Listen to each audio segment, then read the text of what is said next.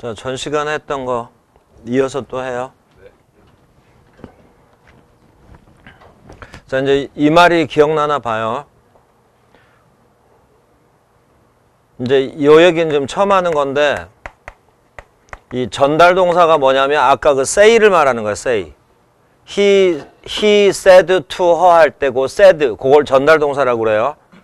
전달 동사가 과거일 때는 전달 동사가 say 말고 said, 과거일 때는 기억나나 봐요. 그 피전달문의 시제를 어떻게 했어요? 그 피전달문의 시제를 한 시제 과거로 바꿨어. 요게 이해가 되나 보면 돼. 그러니까 뭐냐면 현재는 과거로 바꾸고 과거는 대과거, 과거 완료 이렇게 바꾼 거. 요걸 합쳐서 그냥 이렇게 부른 거야. 또 전달 동사가 과거일 때는 현재일 때는 상관이 없지만 과거일 때는 요 피전달문이 그 따옴표 말하는 거예요.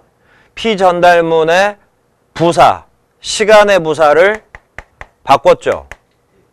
어떻게 바꿨냐면 지금은 뭐로 바꿨냐면 그때. 이제 우리말로 이해해봐요. now는 then으로 바꿨잖아. 지금은 그때 이렇게 바꿨죠. 어제는 뭐라고 바꿨냐면 어제, 그 전날. 이런 식으로 하면 내일은 뭐라고 바꾸냐면 그 다음날. 이렇게 바꾸면 된다고. 그리고 다음 주 그러면 그 다음 주 이렇게 바꾸면 돼요. 우리말로만 이해해봐요. 만약에 어젯밤 그러면 그 전날 밤 이렇게 바꾸면 된다고. 그러면 이제 이걸 영어로 쓸 테니까 보세요. 지금은 now, 어제는 yesterday, 내일은 tomorrow. 다음 주가 영어로 뭐예요? next week. 어젯밤은 last night.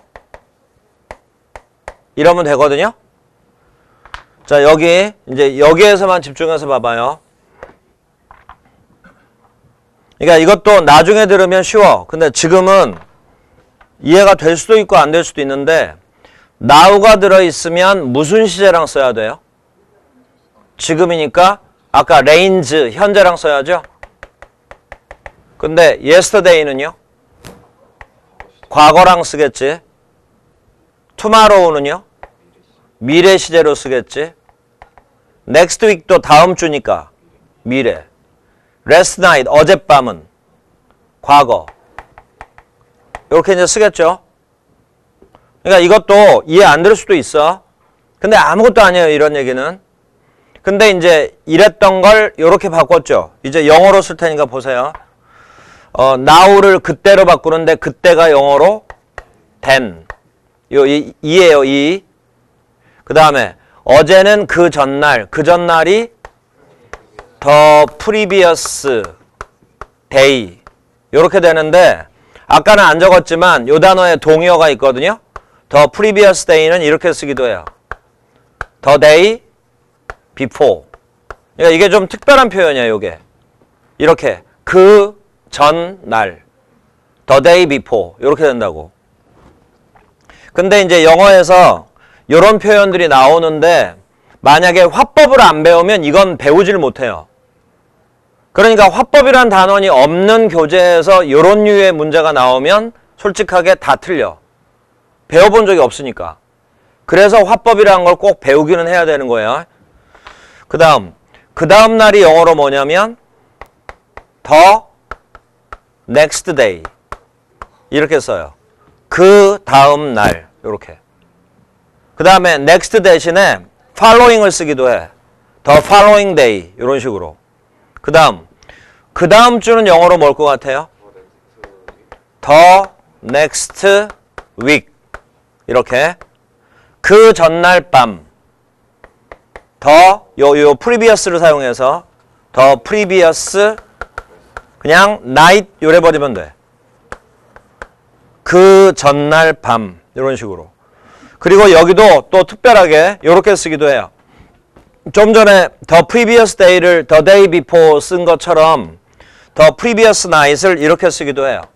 the night before 이렇게.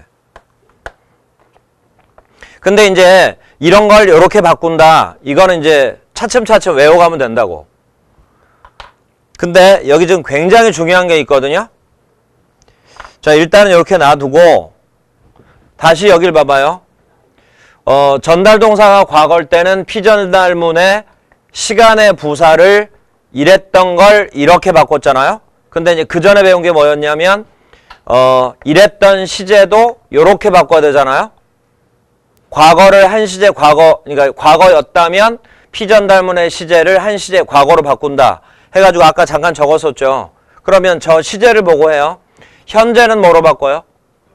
과거로 바꿔야 되고, 과거는 대과거니까 과거 완료로 바꾸는 거고,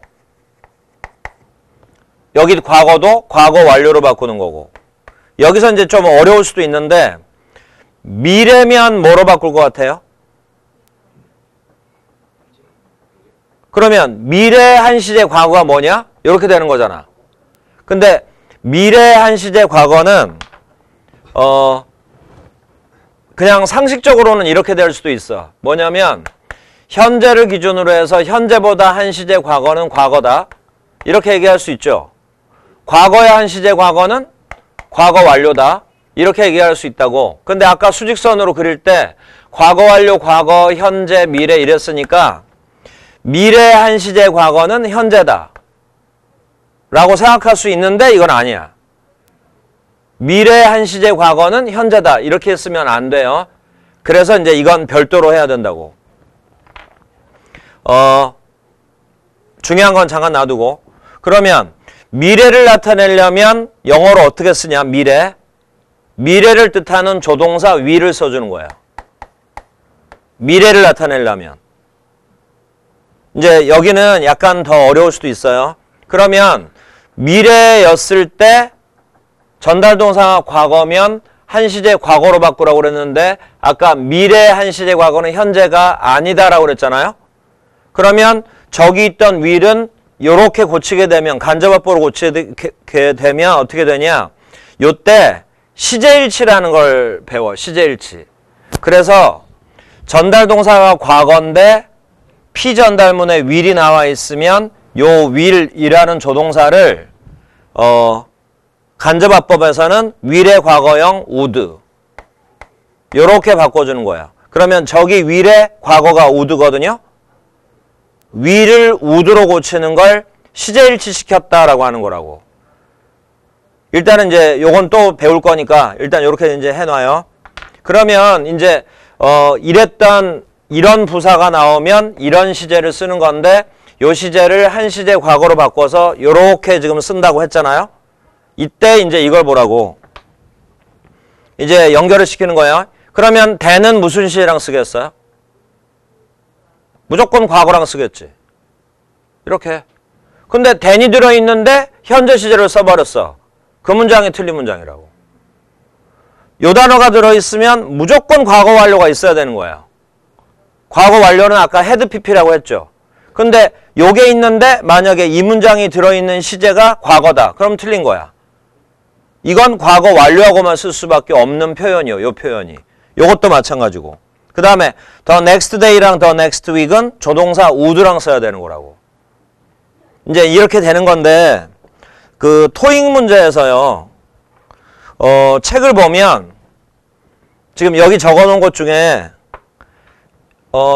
now나 yesterday나 tomorrow나 last night은 어렵긴 하지만 다른 단어로 바뀌죠.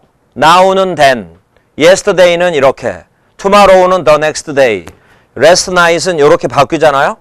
그런데 요 네 번째 next week은 오히려 단어가 안 바뀌니까 오히려 더 헷갈려요. 여기는 더만 여기는 쓰고 저기는 안 쓰고 하잖아. 그래서 더가 있고 없고에 따라서 문장이 완전히 맞고 틀리고 할 수도 있는 거라고. 그러니까 이런 거는 화법 아니면 배울 수가 없는 데라고. 이런 거. 다시 봐봐요. next week은 조동사 will이랑 써야 돼. 그런데 the next week은 조동사 will하고 쓰면 틀리는 거야. 조동사 would하고 쓰는 거라고. 어쨌거나 이렇게 중요한 게 여기 섞여 있어요. 이렇게 되는 거예요. 그러니까 지금은 이걸 하나하나 외우려고 하지 말고 어차피 화법이란 게 그래서 중요한 거구나. 이렇게만 알면 돼요. 자, 이제 요 상태에서 이제 필기하면서 들으세요. 자, 전 시간 복습이에요. 이제부터 정상적으로 진도를 나가는 거야. 주어 나오고 동사, 그 다음에 to, 그리고 듣는 사람.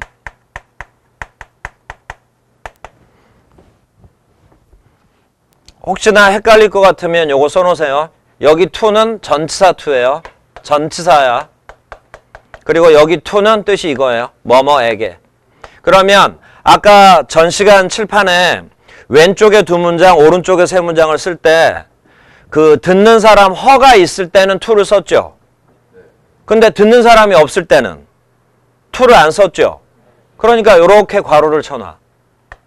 듣는 사람이 있을 때는 전치사 to를 쓰지만 듣는 사람이 없으면 그냥 같이 없애버리면 돼. 그리고 나서 컴마 찍고 그 따옴표 열고 닫고 이렇게 해서 이제 여기에 문장이 오고, 바로 이런 류의 문장을 직접화법이라고 하고, 이랬던 직접화법을 간접화법으로 바꾼다. 요렇게 이제 넘어가는 거거든요. 그래서 이제 간접화법으로 바꾸는 방법을 이제 처음부터 다시 쫙 적어줄 테니까 저 전 시간에 배웠던 걸 천천히 떠올리면서 이제 또 한번 해보라고요. 여기서 이제 설명의 편의를 위해서 아까 여기 있던 문장 있죠. I like you, it rains now. 이런 걸 뭐라고 하자 했어요? 피전달문이라고 하자고 했고, 방금 여기 적어놓은 거 있죠. 여기 say나 said가 여기 왔었죠? 이걸 전달동사라고 하기로 해요. 설명의 편의를 위해서 이렇게 이제 명칭을 붙인 거예요.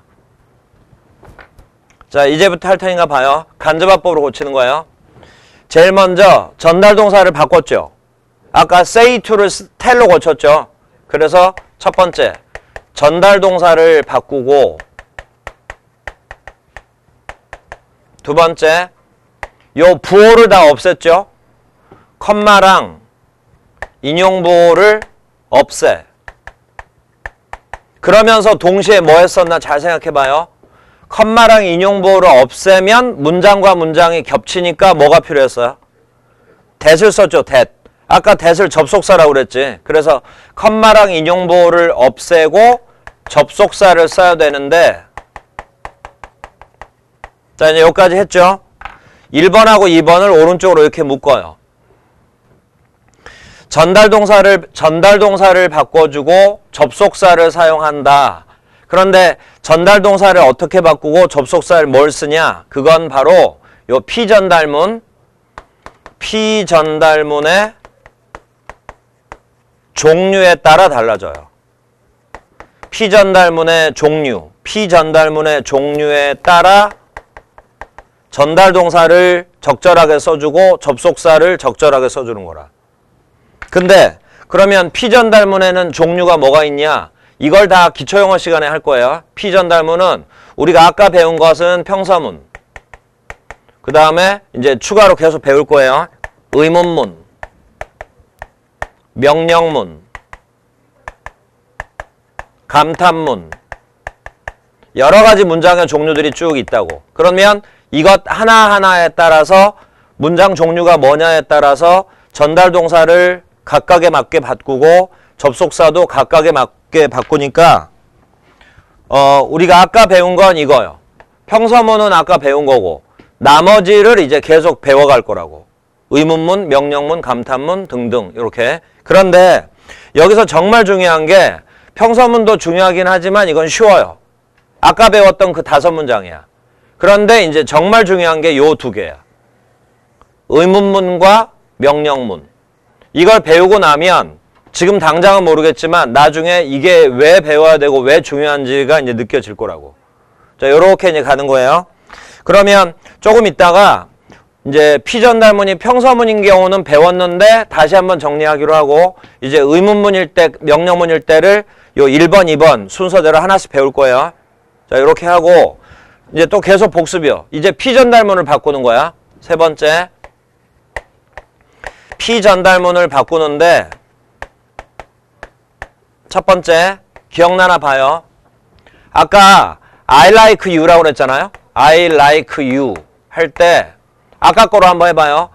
He said to her였어. 그럼 I는 뭐로 바꿨어요? he로 바꾸고 you는요? her로 바꿨는데 이건 이제 내용에 맞게 바꾼 거죠. 이런 것을 이렇게 인칭을 일치시켰다 라는 말을 아까 썼었다고. 인칭 일치. 그러면 해석만 할 줄 알면 다 되는 건데 공식으로 적어주려고 이러는 거예요.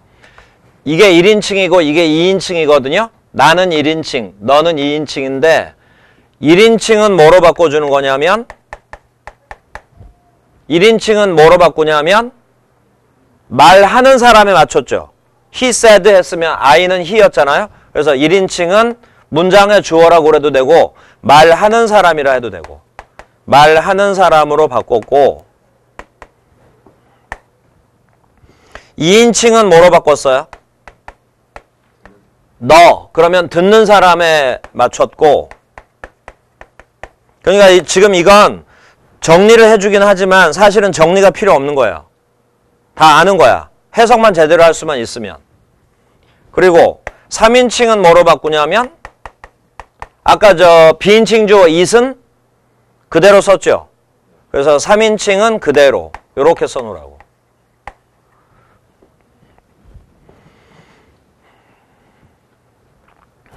전 시간에 배웠던 걸 그냥 말로 다시 적는 거예요. 두 번째, 시제일치라는 걸 시키는데 시제일치는 어쩔 때만 시키냐면 또 기억나나 봐요. 여기 피전달문의 시제를 한 시제 과거로 바꿨죠. 어쩔 때만. 전달 동사가 뭐일 때만. 만약에 여기가 현재면 여기 안 바꿨죠. 과거일 때만 바꿨지. 그래서 이건 이렇게 적어. 전달 동사가 과거일 때만 전달 동사가 과거일 때만 피전달문의 시제를 이렇게 고쳤어. 한 시제 과거로. 그리고 방금 한 거 해봐요. 만약에 여기 피전달문에 조동사가 있었다고 해봐. 여기다가 이제 조동사를 쓰는 거거든요. 아까 이제 대표적으로 will. will이라는 조동사를 아까 어떻게 바꿨어요? would로 바꾼다고 그랬죠. would가 과거형이거든요. 그래서 한 시제 과거로 고치는데 만약에 피전달문에 조동사가 있다면 조동사를 과거형으로 써주면 되니까 아까 요거 would. 요게 과거형이거든요. 그래서 한 시제 과거로 쓰기도 하고 조동사가 있을 때는 과거형 조동사. 요렇게만 적어놔요.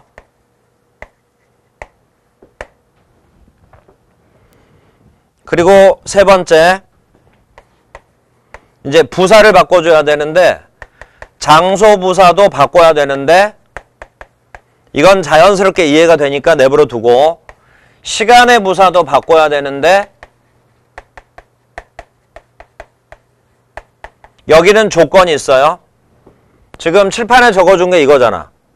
이랬던 시간의 부사를 이렇게 바꿨죠. 어쩔 때 바꿨어요?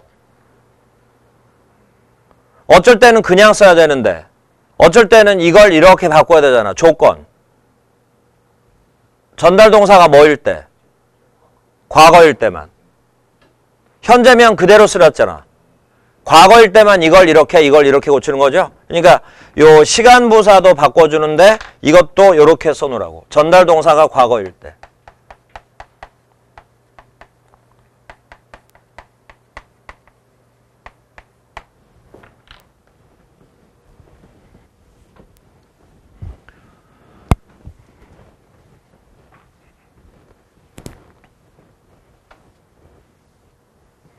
지금 화법을 맨 처음 시작하자마자 이렇게 바로 설명을 해버리잖아요. 그러면 이해를 못해. 아무것도 아닌데 어렵게 느껴져. 이거조차도 어렵게 느껴져. 1인칭은 이거, 2인칭은 이거, 3인칭은 그대로. 그러면 이걸 외워가지고 하려고 그런다고. 그런데 외울 필요가 없는 거였잖아. 왜냐면 다시 봐봐요. 이게 외울 필요가 있는지. 그가 그 여자한테 말했어. 그가 그녀에게 말했다. 나는 너를 좋아한다. 그럼 나가 누구라고요? 그 남자고. 너는 그걸 이렇게 말로만 이렇게 적어놓은 것 뿐이지. 형식적으로. 이런 거는 쉽게 끝나는 거지. 그 다음에 시간을 나타내는 부사를 하나하나 바꿨는데 방금처럼 우리말로 설명을 안 하고 그냥 외워. 그러고 그냥 외우라고 하면 아무 느낌 없이 외우기만 하지 써먹질 못하는 거야.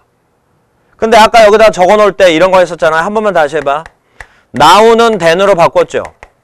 그런데 now는 현재 시제랑 같이 썼어야 되는 거잖아. 근데 now를 then으로 바꿨다는 얘기는 시제도 한 시제 과거로 고치는 거니까 then은 과거랑 써야 되는 거잖아. 요게 조금만 지나면 아주 쉽게 익숙해지거든요. 근데 이렇게 해서 이해가 되고 나서 해버리면 되는데 이해를 못하는 상태에서 무조건 이렇게 바꾼다? 이래버리면 써먹질 못한다 이 말이야. 그러니까 이제 어쨌거나 이해가 됐으면 나중에 외우면 돼요. 그래서 이렇게 이제 쭉 설명을 했어. 이제는 여기만 집중해서 피전달문의 종류에 따라서 요 1번과 2번을 이제 바꿔나가고 나머지는 지금까지 배운 대로 똑같이 해나가면 되니까 이제 여기에만 집중해서 피전달문의 종류가 이거 이렇게 차례대로 할 거예요. 이제 1번, 2번만 집중하면 돼. 그래서 오전은 의문문까지만 하기로 하고 오후에는 명령문 등등 하면서 이제 그 프린트 교재 보고 화법 진도는 끝나면 돼. 그럼 이제 오후에 또 나머지는 이제 1장부터 나가면 되는 거예요. 자, 이제 이렇게 또 적어 보세요. 먼저 첫 번째, 피전달문이 평서문일 때.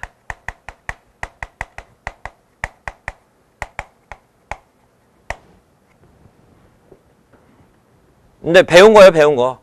전달동사를 뭐로 바꾸냐면 기억나나 보세요. say만 있을 때는 그 말이 뭔 말이냐면 듣는 사람이 없으면 to도 같이 없죠. 이제 해봐. 듣는 사람이 없어. 그래서 say만 있어. say만 있을 때는 어떻게 했어요? say 그대로 썼죠. 그 다음 듣는 사람이 있으면 say to였는데 say to를 뭘로 바꿨어요? tell로 바꿨죠. 이렇게. 두 번째, 접속사는 뭐 썼어? that을 썼다고. 이게 전 시간에 배웠던 5문장에서 우리가 배운 거예요. 이렇게. 자, 여기서 조금 더 구체적으로 적어놔요. 아까 적어줬던 거. say라는 단어는 특징이 뭐냐면 이렇게 쓰기로 해요. 삼형식 동사는 이렇게 쓰기로 해. 요 동사가 V니까 V에다가 이렇게 쓰면 이건 삼형식 동사. 사형식 동사는 이렇게 쓰기로 해요. 오형식 동사는 그냥 숫자 이렇게 쓰기로 하고. 이렇게. 그래서 say는 특징이 뭐냐면 사형식으로 쓸 수 없는 삼형식 동사다. 이렇게 적어 놓으라고. 그런데 tell은 사형식이 가능한 동사니까 이렇게 V4 이렇게만 써놓고. 그 다음 that은 이게 이제 내일 그 기초영어 수업을 할 때 이게 이제 그때 가면 이게 좀 이해가 될지 모르는데 이렇게 적어 놓으세요.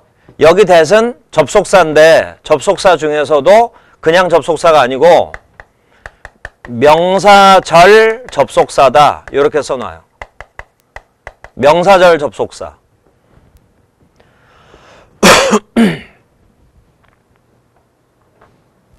자, 이렇게 이제 끝. 이렇게 해서 이제 하나가 끝난 거예요. 평서문. 그럼 이제 그 다음에 의문문, 명령문, 이렇게 이제 차례대로 갈 건데, 이제 의문문. 여기가 이제 정말 중요한 거예요.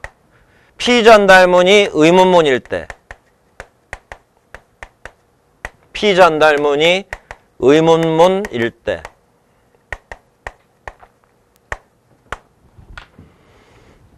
만약에 이제 영어가 많이 약해. 그러면 사실은 이 의문문도 못 만들어요. 의문문 자체가 안 돼. 그래서 이제 의문문에 대한 설명을 해주면 되는데 본 수업 시간에 이런 것까지 설명을 해주잖아? 그러면 뭐 3개월이 아니라 6개월이 지나도 한 바퀴가 못 나갈 수도 있어요. 그래서 이제 구분을 하는 거니까 의문문에 대해서 이제 이해가 잘 안 되는 학생들은 기초 수업은 반드시 들어야 된다고. 이런 걸 보완해 주려고 하는 거예요. 여기다가 이제 예를 들어서 쓸 테니까 보세요.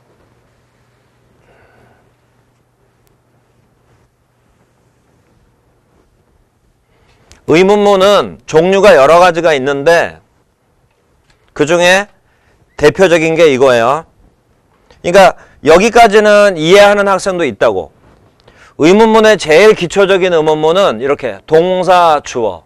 아까 저 평서문은 주어, 동사 순서로 끝나고 마침표로 끝났죠. 이런 게 평서문.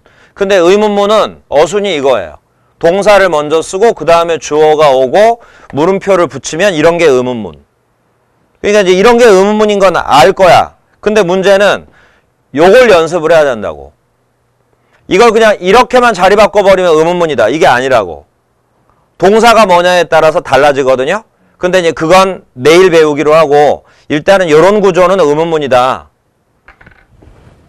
그래서 이렇게 동사가 먼저 나오고 그 다음에 주어 그리고 내용이 쭉 나오고 물음표가 붙거나 또 하나 저 몇 시입니까가 영어로 뭐예요? What time is it now? 이렇게 이제 하죠. now는 써도 그만 안 써도 그만. 이게 이제 몇 시냐? 이거거든요. 요게 동사, 주어. 그러면 이게 의문문 어순 맞죠? 근데 여기다가 이렇게 썼잖아. 요게 이제 구체적으로 뭔가를 물어보려고 하는 거잖아요. 이런 걸 의문사라고 한다고. 너 몇 살이냐가 영어로? How old are you? 그럼 여기도 이렇게 썼으니까 동사, 주어, 의문문 어순 맞죠? 그런데 나이를 물어볼 땐 이렇게 물어봐. 키를 물어보려면요. How tall? 너 키 몇이냐? How tall are you? 몇 살이냐? How old are you? 이렇게. 얼마냐? How much is it? 이렇게 한다고. 그러면 how much, how old, how tall, what time 이런 것을 의문사라고 부르거든요. 그러면 의문문 어순은 여기 있는데 그 앞에 의문사가 오죠. 그래서 의문문의 대표적인 두 가지가 바로 이거와 또 하나는 지금 이거. 의문사가 맨 앞에 오고 그리고 동사, 주어 하고 쭉 내용 나오고 물음표. 의문문의 대표적인 형태가 이렇게 두 가지예요. 그리고 이걸 배워야 돼. 그래서 이제 피전달문이 의문문일 때는 이제 전달동사를 뭘 쓰고 접속사를 뭘 쓰냐 이걸 이제 배워야죠. 자, 여기다 또 정리하면서 할 테니까 봐요. 오전은 여기서 이제 끝나는 거니까 조금만 이제 더 집중해서 들어요. 먼저 전달동사는 뭘 쓰냐? 여기는 이제 이렇게 굳이 할 필요는 없어요. 뭐는 뭐 이렇게 할 게 아니라 피전달문이 의문문일 때는 전달동사를 뭘 쓰냐? 그냥 바로 이렇게 해버려. ask를 써요. 또는 inquire를 써요. 이러면서 단어들을 외워가는 거라고. ask가 뜻이 뭐예요? 묻다, 질문하다. 그러면 inquire도 뜻이 당연히 질문하다겠지. 그런데 inquire는 뒤에다가 괄호를 치고 전사 of를 이렇게 써놔요. of.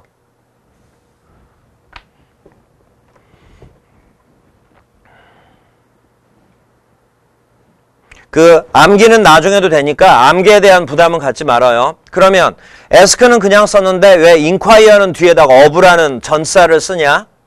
왜 그러냐면 잘 보세요. inquire는 say와 특징이 똑같아요.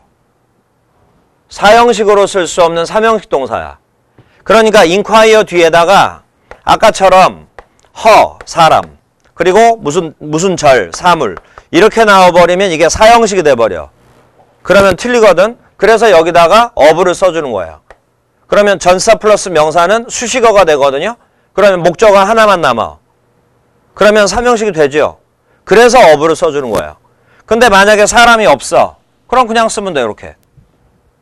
이렇게 하면 된다고.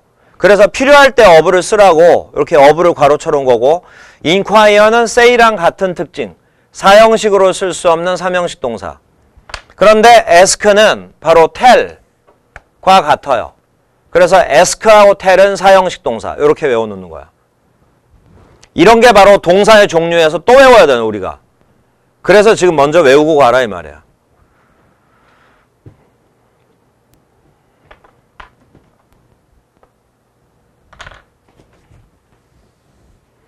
그리고 이제 지금부터 하는 건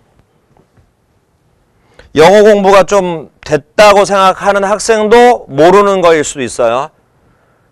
그런데 기초야 이게. 뭐냐면 이제 요랬던 문장을 바꿀 테니까 보세요. 이제 피전달문이 의문문일 경우에 전달동사를 배웠으니까 주어는 그냥 써요. 동사는 여기 to하고 포함해가지고 ask를 쓰면 돼. 만약에 inquire를 쓸 거라면 of를 써주는 거고. 그래서 이제 ask를 썼어. 그리고 이제 듣는 사람이 그대로 여기 내려와. 내려왔다 치고 여기 있던 내용을 이제 여기다가 쓸 거 아니에요. 그러면 아까처럼 만약에 he said to her 그래 놓고 몇 시냐? What time is it? 이렇게 있었다고 해요. 그가 그녀에게 말했다. 몇 시입니까? 그럼 이제 이걸 이렇게 쓸 거 아니에요? 그럼 내용이 이렇게 되겠지. 그는 그녀에게 몇 시인지를 물었다. 이러면 되죠? 그럼 내용이 똑같을 거 아니야. He said to her, what time is it? 그는 그녀에게 몇 시입니까? 라고 말했다를 간접합부로 고치면 그는 그녀에게 몇 시인지를 질문했다. 이러면 되잖아. 바로 이 문장이 몇 형식이요? 이런 걸 사형식이라 한다고. 여기는 사람, 여기는 사물. 사람이 아닌 명사는 다 사물이라고 하는 거예요. 그러면 이렇게 이제 하면 될 거 아니에요? 그럼 이제 허는 있으니까 그대로 내리면 되지. 그러면 이제 이 의문문을 여기다 써주면 될 거 아니에요. 이제 잘 들어봐요. 요 얘기가 앞으로 이제 그 진도 한 바퀴를 끝낼 때쯤에 요거 한 3번, 4번을 들을 거야. 그러니까 지금은 이런 게 있나 보다 요 정도겠지만 나중에는 막 여러 번 반복해서 들을 테니까 귀에 딱 박힐 거거든요. 잘 들어봐요. 의문문이 평범한 의문문, 정상적인 의문문이 다른 문장의 목적어 되는 거죠. 의문문이 다른 문장의, 다른 한 문장의 일부분이 되는 것, 요 네모칸을 뭐라고 부르냐면 간접 의문문이라고 불러요. 이 간접 의문문이라는 말을 수도 없이 지금 들을 거라고 앞으로. 그래서 간접 의문문은 명사절이다. 일단 이렇게 외워놓으세요.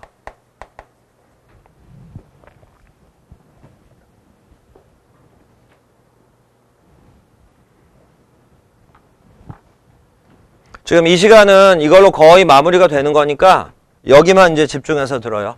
좀 전에 피전달문이 평서문일 때 접속사로 that을 썼는데 that이 이끄는 절이 이제 이런 자리에 왔었잖아요.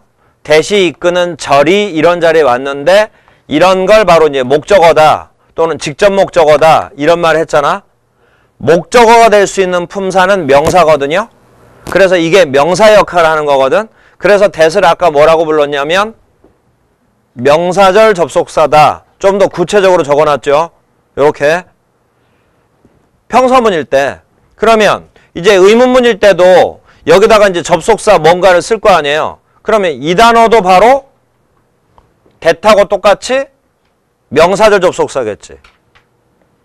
의문문이어도 문장과 문장이 합쳐지니까 여기다 접속사를 쓰고 이제 뭐라고 쓸 거 아니에요. 그러면 이 자리에 쓴 단어는 간접 의문문이란 명칭으로 배우는데 이 자리에 쓰는 접속사도 that하고 똑같이 명사절 접속사겠지. 이렇게 이해를 하면서 이제 들어요. 자, 한 번만 다시 들어요.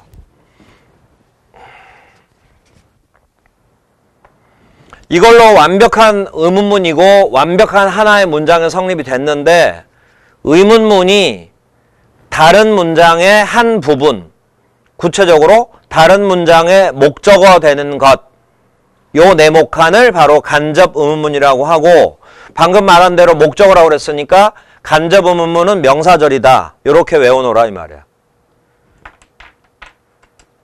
그 다음에 의문문의 종류를 이렇게 두 가지로 나눴죠. 그러면 의문사 없을 때는 접속사로 뭘 쓰고 의문사가 있을 때는 접속사로 뭘 쓰냐. 의문사가 있고 없고에 따라서 접속사가 달라지거든요.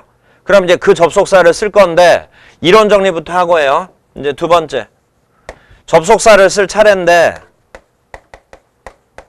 여기서 이제 두 가지로 나눠. 의문사 없는 의문문 일 때와 의문사 있는 의문문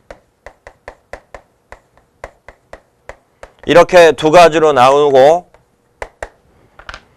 이 접속사를 쓰는 바로 이 부분이 간접의문이라고 그랬죠? 그래서 간접의문이라고 한 번 더 쓰고 그리고 이해가 안 되더라도 일단 이렇게 외워요. 간접의문문은 명사절이다. 이렇게 써놓고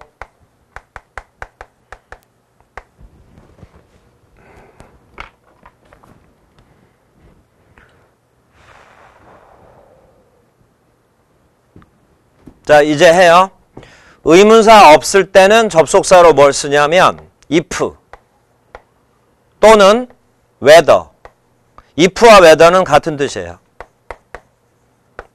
여기서 whether는 그 날씨라는 요 단어 있죠, 요거. 요것도 weather, 요것도 weather. 발음은 완전히 똑같아요. 그런데 이건 날씨, 이건 접속사. 그래서 이제 이 단어하고 헷갈리지 말라 이 말이고. if나 whether를 써요. 뜻 적으세요. 요때 if나 whether가 뜻이 바로 이거예요. 뭐뭐인지 아닌지.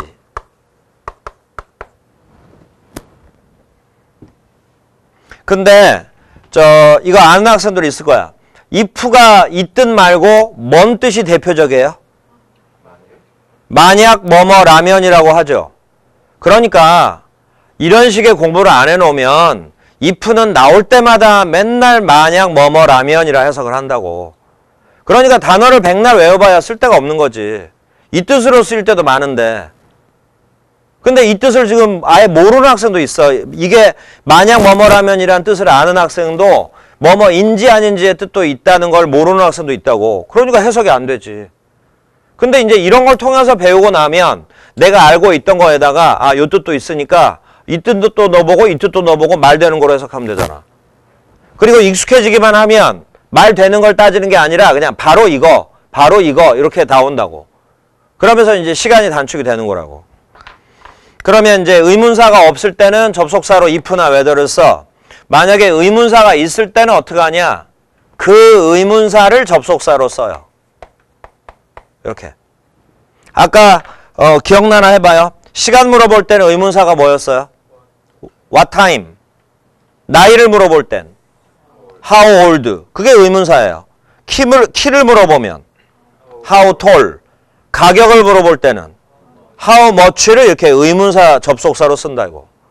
그런데 방금 뭐라고 그랬냐면 이게 지금 뭐라고 그랬어요? 접속사라고 그랬죠? 그러니까 의문사는 물어볼 때만 쓰는 게 아니라 의문사는 물어볼 때도 쓰지만 바로 접속사로도 쓴다라는 걸 또 배우는 거야. 의문사가 접속사로 쓰일 때도 있는 거예요. 그래서 여기 있는 요 의문사와 if와 whether가 바로 명사절 접속사다. 요렇게 외우면 돼. 그러면 명사절 접속사는 벌써 4개나 배웠어. that, if, whether, 그리고 의문사. 근데 이 의문사는 엄청나게 많거든요. 그러니까 이런 것들이 명사절 접속사다 하면 명사절 접속사의 반이 끝나버린 거야.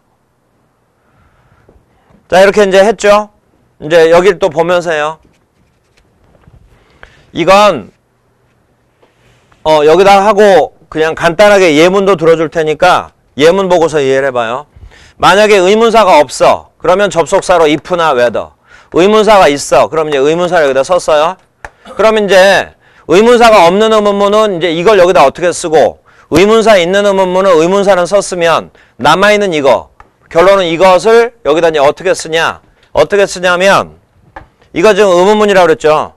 이 의문문을 바로 여기다가는 다시 이렇게 써요. 이게 무슨 어순이에요? 평서문 어순. 이렇게. 그러니까 의문문을 평서문으로 평서문을 의문문으로 못 고치는 학생들은 이걸 배워봐야 다 틀리는 거야. 의문문을 이렇게 다시 이렇게 고친다고. 이걸 바로 평서문 어순이라고 하는 거야. 그래서 이제 이렇게 써요. if나 whether나 의문사를 쓰고 그 다음에 동사 주어 바로 평서문 어순.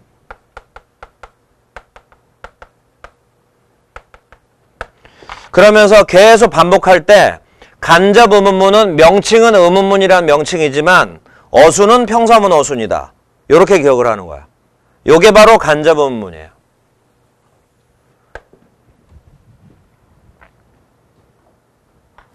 그러면 이제 저걸 보고 아예 해보세요. 그리고 이제 오전 수업은 끝내기로 저 두 문장을 하세요.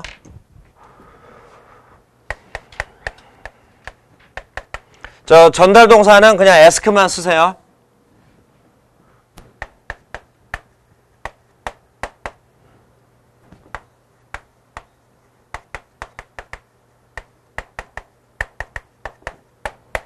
이걸 간접화법으로 고쳐봐요.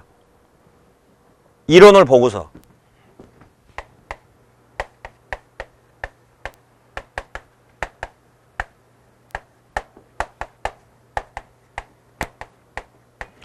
그는 그녀에게 말했다. 행복하십니까? Are you happy? 이랬다 해. 자, 이걸 또 간접화법으로 고쳐보고.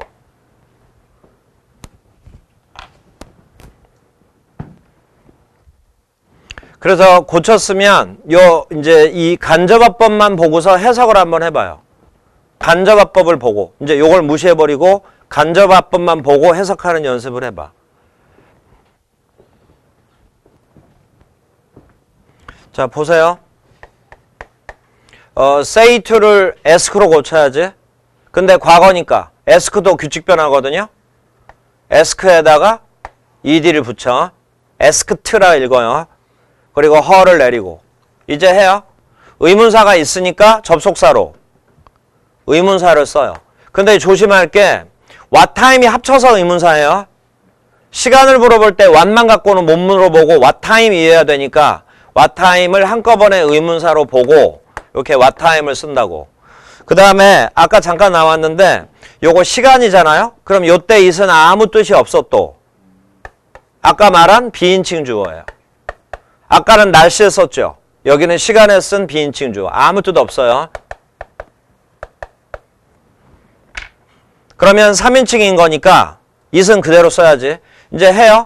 is, it을 평서문 어순으로 고치면 it is 이렇게 되죠. 근데 이제 it은 그대로 쓰면 되고 is는 어떻게 해야 돼? 아까 배운 대로 전달 동사가 과거면 is를 과거로 고쳐야죠. is의 과거는 was예요. 그래서 이렇게 what time it was 이렇게. 그러니까 이 윗문장과 아랫문장이 같은 뜻이라 이 말이야. 근데 이 윗문장은 누구든 해석할 수 있는 문장이라면 아랫문장은 아무나 해석 못하지 이거. 그러니까 위의 것은 직접화법은 굉장히 쉬운 문장이고 간접화법만 우리가 이해해가지고 제대로 썼다면 이제 윗문장 아랫문장 같은 뜻이구나 이렇게. 그리고 바로 요 자리요.